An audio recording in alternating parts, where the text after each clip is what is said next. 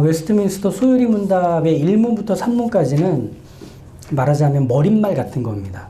이후에 107문까지 이어지는 소요리 문답의 내용에 이런 내용들로 이어지게 될 것입니다 라고 하는 말하자면 소개가 되는 게 1문부터 3문까지입니다. 그래서 4문부터 107문까지는 우리가 잘 아는 교회에 하나님이 허락하신 세 가지의 기둥이랄까요? 이 내용들을 찬찬히 소개해 주는 걸로 이어져요. 첫 번째는 사도신경, 그리고 두 번째는 십계명, 세 번째는 주기도문. 이 내용들이 이렇게 이어지게 돼요. 그래서 오늘까지 보는 이 머릿말의 내용들을 총정리하며 이제 우리가 앞으로 보게 될 내용들에 조망하는 시간으로 오늘을 좀 가져보려고 해요. 성경을 해석한다라고 하는 것은 우리에게 이런 경험을 갖게 해줍니다. 성경의 말씀은 살아있구나 라고 하는 경험을 갖게 해줍니다. 이런 경험이 없으면 성경을 읽는다는 건 마치 오래된 폐허나 죽은 흔적을 찾아가는 고고학자의 모습에 다를 바 없어집니다. 성경을 해석한다는 것은 지금도 여전히 우리를 향해 발언하고 계시고, 그리고 우리의 현실 안에서 말씀하시는 그 하나님의 말씀이기 때문에 생생하다는 겁니다. 그래서 우리가 이런 경험을 좀 금방 할 수 있는 현장이 또 제공이 돼요. 그게 어디냐? 기도의 자리입니다. 기도의 자리는 하나님의 말씀을 말하자면 낱낱이 풀어가는 답을 향해 가는 풀이 과정과 같아요. 정답을 하나님과 주고받는, 그래서 맞고 틀렸다를 체크하는 자리가 아닌 답을 향해 가는 과정, 이게 곧 기도의 자리가 되는 거죠. 한번 우리가 어떻게 기도하는지를 좀 떠올려 보실까요? 우리는 기도의 자리에 들어갈 때 많은 문제와 답답한 고민들을 이고 갑니다. 또 그것이 기도가 시작되는 어떤 발화점이기도 해요. 그래서 기도는 의문과 통증으로 시작합니다. 그토록 골몰하고 씨름했지만 풀리지 않는 문제, 그리고 꼬여버린 관계들, 힘겨운 인생의 짐을 들고 결국 하나님 앞에 기도하러 가는, 그게 우리의 일반적인 기도의 모습이잖아요. 그런 면에서 보면 기도라고 하는 건 사실 언어가 사라진 자리이기도 해요. 한숨, 비명, 그리고 어떤 몸이 쥐어짜지는 그 괴로움, 그런 것들이 이 기도의 자리에서 채워지죠. 그것은 다른 말로 하면 이런 거죠. 기도의 자리에서 오롯이 나에게만 집중해 있는 거예요. 그래서 나를 위해 마련한 자리가 기도가 되는 거죠. 그런데 기도의 자리에 들어가면 상당히 특이한 경험을 하게 됩니다. 뭐냐? 내가 그렇게 들어왔는데 끝은 다르게 마무리가 되는 경험들을 하게 돼요. 눈물과 한숨과 비명이 새로운 언어로 바뀌는 경험을 하게 돼요. 나에게 집중된 시선이 내가 아닌 하나님께로 향하는 그런 변화가 일어나요. 내 고민, 내 문제, 내 아픔을 가지고 시작했는데 내 문제, 내 고민, 내 아픔을 바라보시는 하나님을 점차 또렷하게 보기 시작하는, 그 기도의 자리에서 일어나는 특이한 마무리가 돼요. 끝이 돼요. 이것은 우리가 누구 앞에서 기도하는지를 성경이 알게 해주기 때문입니다. 시력이 회복되고 언어가 트이는 것 같은 이 시원함, 그건 바로 기도를 하기 때문이 아니라 하나님의 말씀이 이 기도의 자리에서 이제 역할을 하기 시작하기 때문에 그렇습니다. 그래서 내가 읽은 성경의 말씀들, 내가 들었던 설교의 어떤 부분들, 그리고 신앙서적을 읽었을 때 도드라졌던 그 한 문장들이 이어지면서 그게 기도의 무게를 실어주며 그 기도를 비로소 시작하게 만든다는 겁니다. 하지만 그게 내가 가져왔던 고민이나 통증이 사라지는 시원함과는 좀 달라요. 오히려 의문과 통증은 여전한 기도의 자리이지만 성경을 통해, 그 말씀을 통해 내 인생에 나만 있는 것이 아니라는 걸 떠올리게 해줬고, 그렇다면 지금의 이 문제들을 어떻게 살펴야 할지에 대한 말하자면 길이 열리게 되는 것이 그 하나님의 말씀이 우리로 기도하게 이끌어주는 방식 속에서 구체화되는 낱낱이 드러나게 되는 모습이 되더라는 거예요. 그런 점에서 기도가 시작될 때 가장 먼저 일어나는 특징을 좀 보자면 회개와 감사가 됩니다. 회개는 잘못을 저질렀을 때 반성하고 후회하는 어떤 감정, 이게 회개가 아닙니다. 성경에서 말하는 회개는 하나님 앞에 서게 된 사람의 첫 번째 반응입니다. 그리고 보이는 즉각적인 행동이기도 합니다. 죄를 저지른 것에 대한 반성과 후회는 그냥 자기 안에서 일어난 어떤 양심의 가책이라든지 불편함일 거예요. 하지만 자신이 하나님 앞에 서 있다는 인식을 갖게 되면 비로소 내가 뭘 했는지에 대해서 하나님의 시선으로 나를 보기 시작하는 거예요. 그래서 부끄러워지고 용서를 구하는 마음이 생겨나는, 그게 기도가 시작되는 지점에서 보이는 거예요. 왜? 내가 하나님 앞에 서 있다는 걸 인식해 버렸기 때문에. 그리고 그걸 성경의 말씀이 기도의 자리에서 알게 해주었기 때문에.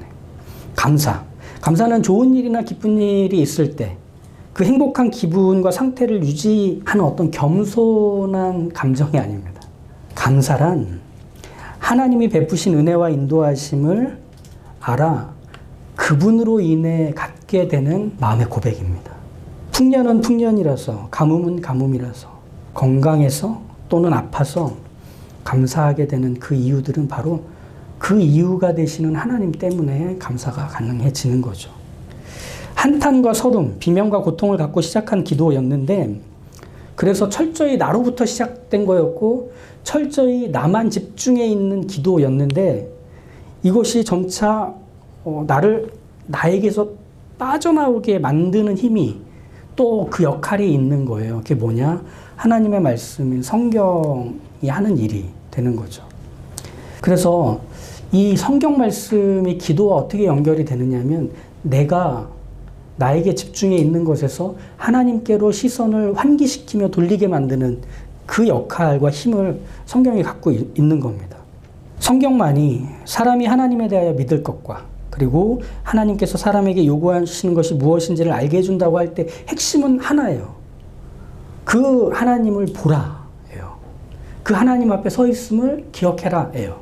성경이 그걸 끊임없이 우리에게 가르친다는 거죠. 그런 점에서 기도를 시작할 때 먼저 성경을 읽는 것이 큰 도움이 되실 것 같아요. 기도도 안 나오고 말도 안 나올 때 그냥 성경을 펴는 겁니다. 성경을 펴서 읽기 시작하면, 특별히 기도를 시작할 때 시편을 읽으시면 도움이 잘 되실 거예요. 왜냐하면 우리가 처한 상황을 공감해주는 언어들로 채워져 있기 때문에. 그럼 하나님의 말씀이 아주 조그맣고 세미하게 나로 하여금 하나님을 떠올려서 하나님을 찾아가는 발을 내딛게 만드는, 그러면서 기도를 시작하게 만드는 거죠. 의문과 의심, 그리고 고통과 두려움이란 우리의 마음을 잔뜩 움츠리게 만들고 굳어지게 하거든요. 근데 마치 시동을 켜고 잠시 예열하는 것처럼 하나님의 말씀을 기도하기에 앞서서 펼쳐보게 되면 조금씩 녹아드는 우리의 영혼의 상태를 봅니다. 점차 부드러워지는 거죠. 그 딱딱한 마음이. 그러면서 하나님 앞에서 입을 열기 시작하는 겁니다. 하나님의 날숨인 말씀은 그렇게 우리의 기도의 자리에서 정말 생생하게 살아있다는 걸 경험하게 해주거든요. 기도의 끝이 달라지기 때문에. 맞아요. 하나님의 말씀이란 그렇게 살아있어서 우리의 삶 안으로 끊임없이 당신의 날숨을 불어넣어서 우리 안에 들어와서 일하고 또 작용합니다. 그러면서 하나님이 우리 안에서 끊임없이 왕성해지고 선명해지는 일들이 우리로 경험되는 거죠. 이게 기도의 자리에서뿐 아니라 예배의 자리에서도 그렇고 우리의 삶의 자리에서도 더더욱 그렇습니다. 우리가 한번 마음이 부드러워지면 거기에는 뭘 심어도 다 잘 자라게 되더라고요. 우리가 한번 굳었던 마음이 깨지게 되면 그 마음에 하나님이 들어가 채워져 확장되는 것들이 속도를 붙게 되더라고요.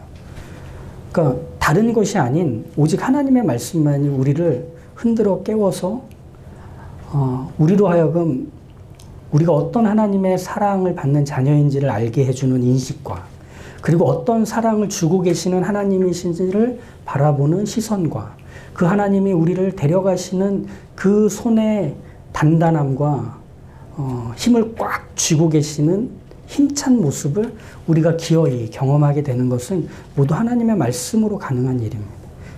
이건 그냥 상상이라든지 뭐 어떤 환상, 우리 스스로 만들어내는 그런 것들이 아니라 말씀이 정말 그런 일을 하게 한다는 거죠. 그렇다면 말씀을 우리의 삶에서 이렇게 생생하게 경험한다는 것과 관련해서 우리가 기억해야 되는 것은 하나님의 말씀이 갖고 있는 어떤 두 가지 특성, 이것을 떠올리면 그 말씀이 내게 그런 살아있는 일들을 일으킨다는 걸 알게 됐는데 그 두 가지가 하나는 생명이고 하나는 힘입니다. 저희가 지난주에 봤던 히브리서 4장 말씀인데 하나님의 말씀은 살아있고 활력이 있어 좌우의 날선 어떤 것보다도 예리하여 혼과 영과 및 관절과 골수를 찔러 쪼개기까지 하며 또 마음의 생각과 뜻을 판단하나니. 이 구절이 묘사하려는 시도는 말씀이 가지고 있는 효력 또는 침투력을 말해주려는 겁니다. 말씀이 살아있다라고 하는 의미는 이렇게 말할 수 있어요. 과거에 죽어버린 글자, 먼지가 가득한 옛날 기록, 이게 말씀이 아니란 얘기예요. 하나님의 말씀은 지금 여전히 여기서 생생하게 발언하고 있는 하나님 자신이 하는 말씀이라는 그것을 히브리서 4장에서 얘기해 주는 거죠. 그러면 지금 여기에서 하나님의 말씀은 어떻게 발언하고 있을까? 하나님의 말씀이 살아있다. 그리고 우리에게 생생하게 말하고 계시다라고 하는 것은 계속 우리를 고쳐서 살게 한다는 점에서 생생하다는 겁니다. 생생히 살아있고 힘이 있기 때문에 하나님이 우리에게 요구하시는 바, 그리고 우리가 믿어야 할 것들을 하나님은 멈추지 않고 관철시키신다는 겁니다.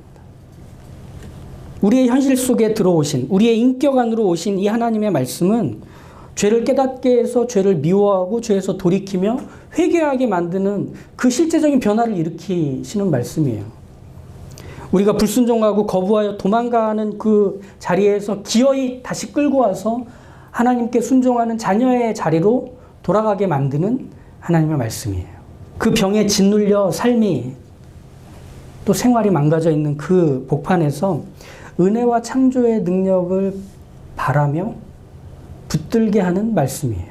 그냥 고정되어 있고 멈춰서 있고 그대로 굳어버린 건 하나님의 말씀이 아니라 우리의 삶일 뿐이에요. 우리의 기대감 없는, 우리의 소원 없는 굳어버린 마음일 뿐이지 하나님의 말씀은 여전히 활력 있고 여전히 살아있어서 우리의 삶에서 끊임없이 죽어있는 것과 멈춰서 있는 것과 굳어있는 것들을 깨트리시며 원래의 상태로 재건하시는 것. 이게 하나님의 말씀이 살아있다는 뜻입니다. 그래서 좌우의 날성검이라는 이미지는 바로 이 하나님의 살아있음을 반복시켜서 확인해주는 그 멋진 묘사가 돼요. 좌우의 날선검이 되어 혼과 영과 및 관절과 골수를 찔러 쪼갠다. 이 하나님의 말씀이다. 얘기하잖아요. 그러니까 이런 표현이죠. 우리에게 그냥 붙어 있는 것 같은, 어디까지가 나고 어디까지가 내가 아닌 건지를 알 수 없을 정도로 깊이 묶여버려서 이걸 도저히 떼놓을 수 없는 하나님과 상관없는 나의 삶, 나의 고집, 나의 삶의 태도들 같은 것들이 하나님의 말씀이 그 사이, 그 셈이라는 곳에 들어와서 점차 갈라내고 쪼개내서 그 실체를 드러내고 기어이 우리를 고발하며 결국은 원래의 상태로 새살을 돋아 바꿔내시는 것까지가 하나님의 말씀이 생생히 일하는 모습이 된다는 겁니다. 이게 좌우의 날성검이에요. 어떤 날로도 다 가능하다는 뜻이겠죠. 그렇죠?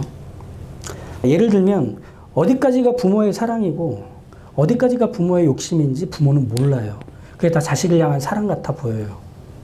그래서 잔소리하고 꾸중하고 한숨 짓고 비난하는 그것들을 다 사랑으로 묶어서 생각하는 경향들을 부모들은 갖고 있어요. 그걸 누가 알게 해주겠어요. 나도 그걸 모르는데.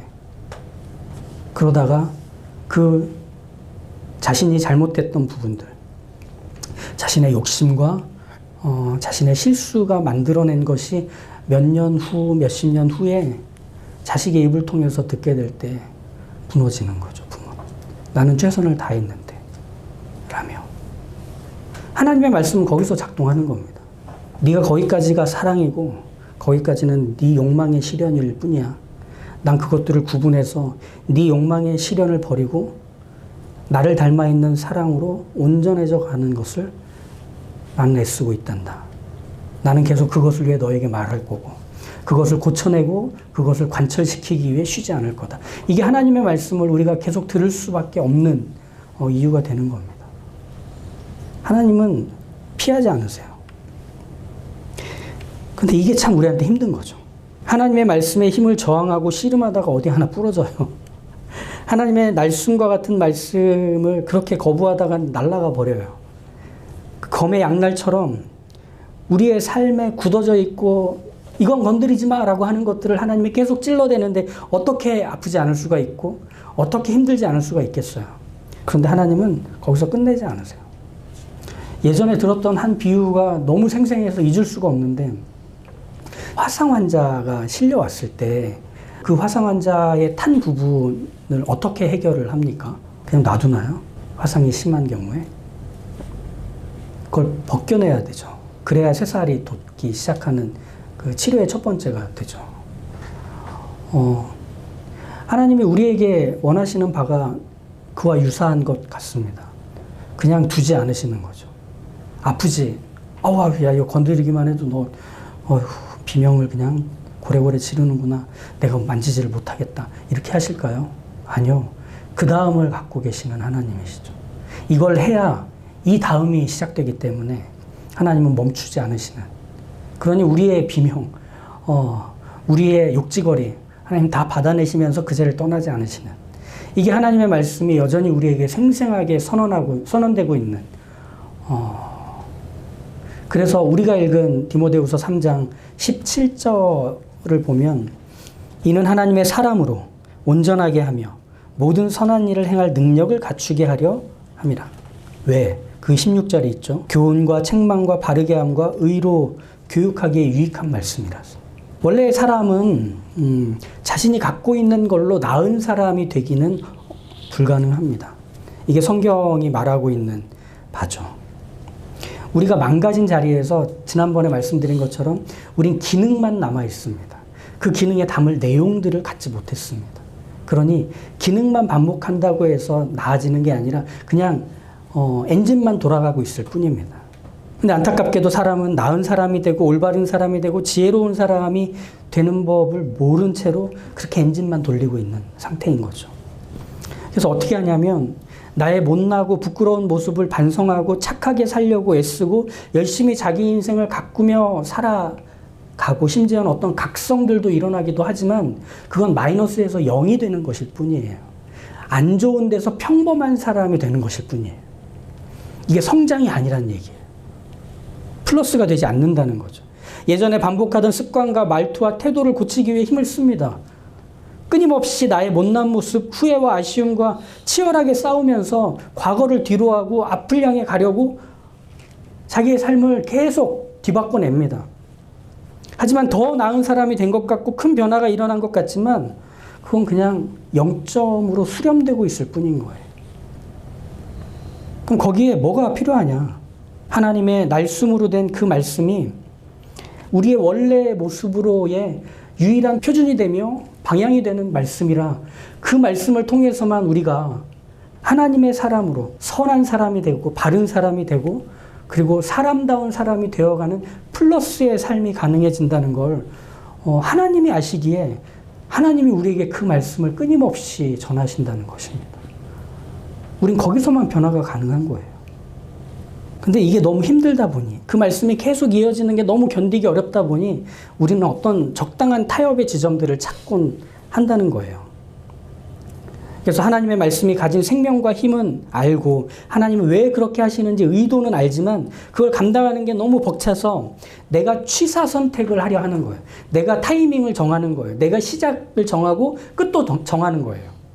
그래서 어느 정도 스스로 만족할 만한 정도에서 마무리하는 걸로 하나님의 말씀을 받아들이고 또 다른 말씀으로 넘어가고 하려 한다는 거죠. 더 애써야 되는 지점, 더 순종하고 인내해야 되는 지점에 스스로 멈추면서도 내가 이만큼 했어라며 안심하고 스스로를 꽤 괜찮은 사람이라 여기게 된다는 것. 좋은 신앙인이라 생각하게 된다는 것. 바로 이 점. 그래서 적당히 아는 것, 적당히 순종하는 것이 가장 위험한 영적인 상태가 되는 경우가 허다합니다. 이 어떤 영적인 허영과 교만과 허세, 사탄이 너무나 잘 알고 있습니다. 사탄은 광야에서 예수님을 시험하죠. 이 세상을 구원하기 위해 온 하나님의 아들이라면 이 돌덩이를 빵이 되게 해서 하나님이 가지신 힘을 알려라. 성전에서 떨어져서 하나님의 큰 사랑을 받는다는 걸 보여주어라. 하나님이 사랑하신 세상을 이렇게 효율적으로 구원해내고 분명하게 또 확실하게 보여줘라. 너의 임무를. 이렇게 유혹하죠. 맞아요. 굴러다니는 돌이 빵이 되고 양식이 된다면 많은 사람들이 먹고 가난을 모면하게 될 겁니다.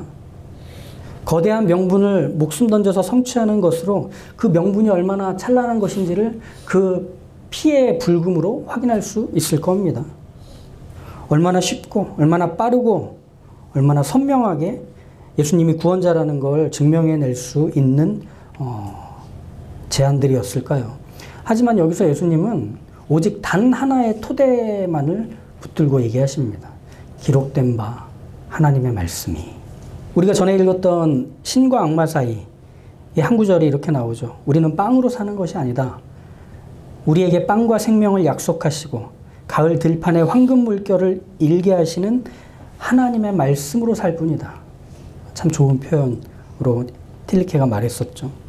사탄은 사람의 존재와 삶을 떠받치는 하나님이라는 토대를 어떻게든 감추려 합니다. 그분이 얼마나 성실하고 얼마나 꾸준하게 우리를 위해 일하고 계시며 그리고 그 방향을 향해 우리를 데려가시려 하는지를 감추려고 합니다.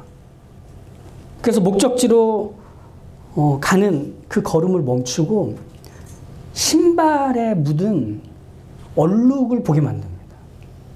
야, 너 이번에 새로 산 하얀 운동화 이쁜데 너 거기에 얼룩 하나 지었다. 그거 어떻게 해야 되냐? 그래서 그 자리에 앉아 신발만 닦게 하는 겁니다. 신발만 깨끗하고 반짝이게 닦는다고 목적지로 자동으로 가지는 않습니다. 사탄은 바로 그 자리에 멈추게 만드는 거죠. 사람다운 삶을 살게 하는 것, 성실하고 열심히 사는 것, 그리고 적당히 하나님의 말씀을 순종하고 따르고 살아가는 것만으로는 우리가 하나님의 사람으로 되어가는 선함을 이루고 그리고 하나님이 우리를 목적하신 하나님을 영화롭게 하고 그분을 영원토록 즐거워하는 그 삶을 성취해 가는 것으로는 완성되지 못하는 그 삶, 거기서 멈춰버리도록 하는 겁니다. 사탄이 그렇게 감추고 싶은 그 토대를 예수님께서 말씀으로 보여주신 거죠. 여기서 사탄은 인지하지 못했어요. 자기에게 집중하고 하나님을 희미하게 만들어 하나님이라는 삶의 토대를 감추기에는 예수님은 하나님을 너무 사랑하셨다는 거예요. 그걸 사탄은 인지하지 못했던 거죠. 하나님이란 삶의 토대를 두려고 하는 우리에게도 동일한 이유를 가져야만 그것이 날마다 우리에게 선명합니다. 우리를 혼내시는 손길, 때로는 우리를 찢어놓는 손길, 때로는 우리를 날카로운 칼로 도려내는 그 하나님의 손길이 되는 이 성경의 말씀 앞에 우리가 정당하고 솔직하게 서기 위해서는 그분이 나를 사랑한다고 하는 전제가 없이는 그 자리를 버티고 견디기가 어렵습니다. 그리고 내가 그분을 사랑한다고 하는 마음이 없이는 그 자리를 지키고 견디기가 어렵습니다. 우리가 하나님의 말씀을 듣는다라고 할 때 우리가 가슴을 치며 그 말씀 앞에 이 마음으로 서야 하는 거죠. 하나님이 나를 사랑하시는 그 사랑이 오늘 내게 전혀 느껴지지 않고 와닿지 않고 있는데 어떡합니까? 제 마음이 하나님의 말씀 앞에서 얼마나 굳어져 있는지를 봅니다. 얼마나 냉담한지를 봅니다. 그러니 하나님 제 마음을 녹여주십시오. 그 사랑 앞에 항복하게 해주십시오. 그래서 하나님이 오늘도 말씀으로 나를 흔들고 찢고 관철시키며 떼어놓으려 하실 때 거기에 순응하며 뜯겨져 나가기를, 잘려 나가기를, 그리고 그 조각조각 낸 자리에서 비로소 새살이 돋아나고 있음을 기대할 수 있기를 하나님 제게 말씀으로 일하시는 그 자리에서 믿으며 견디게 그 사랑만 붙들게 해주십시오. 이게 우리가 하나님의 말씀 앞에 설 때의 모습, 태도, 자세입니다. 다른 것은 없습니다. 제가 아무리 설교를 잘 준비하고 막 열심히 연구하고 그래서 잘 다듬어서 이 자리에 서서 그날따라 컨디션도 유독 좋아가지고 막 설교를 잘 했다고 해서 생생한 하나님의 말씀이 작용하고 있는 것과는 다른 거더라고요. 오늘도 하나님의 말씀은 여러분 안에서 그렇게 한 사람 한 사람 하나님의 사람으로 빚어져 가도록 하나님은 아주 작은 단서 하나, 어떤 조각 하나가 날카로운 칼날이 되어 우리의 삶에 익숙하고 굳어져 버린 나의 고집과 그리고 나의 죄와 나의 관성을 쫓아 나의 인격의 부분이 되어버린 것을 잘라내는 일에 그 첫 칼을 들이미는 것과 같은 일을 하십니다.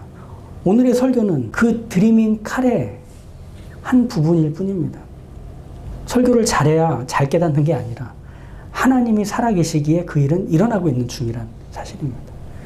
하나님의 말씀이 그 안에 심겨지고 있고 그 안에 놀라운 일들을 계속 생생하게 지금도 일으키고 있다니까요. 우리에게. 그러니 이 하나님이 우리에게 주신 그 말씀 속에서 우리는 계속 자라가고 있습니다. 더 크게, 더 분명하게, 더 선명하게. 그러니 그냥 자더라도 교회 와서 주무세요. 편히 쉬다 가세요. 근데 그것이 또 하나님의 일을 우리의 삶에서 만들어내고 있음을 경험하시게 될 겁니다. 그 하루가 결코 하나님을 떠나 있는 하루가 되지 않고 있고 그분의 입에서 나온 그 말씀이 결코 우리의 삶의 어떤 부분도 건드리지 못한 채 비껴가고 있지 않기 때문에 그러니 그 하나님의 말씀에 우리가 다져지고 채워지고 그 하나님으로 인해 스며들게 되는 인생이 되는 즉 말씀의 사람이 되고 있음을 모두가 기억하시는 그래서 이제 그 하나님의 말씀을 펼쳐 드시는 하나님의 사람들의 인생 되시기를 주님의 이름으로 축복합니다.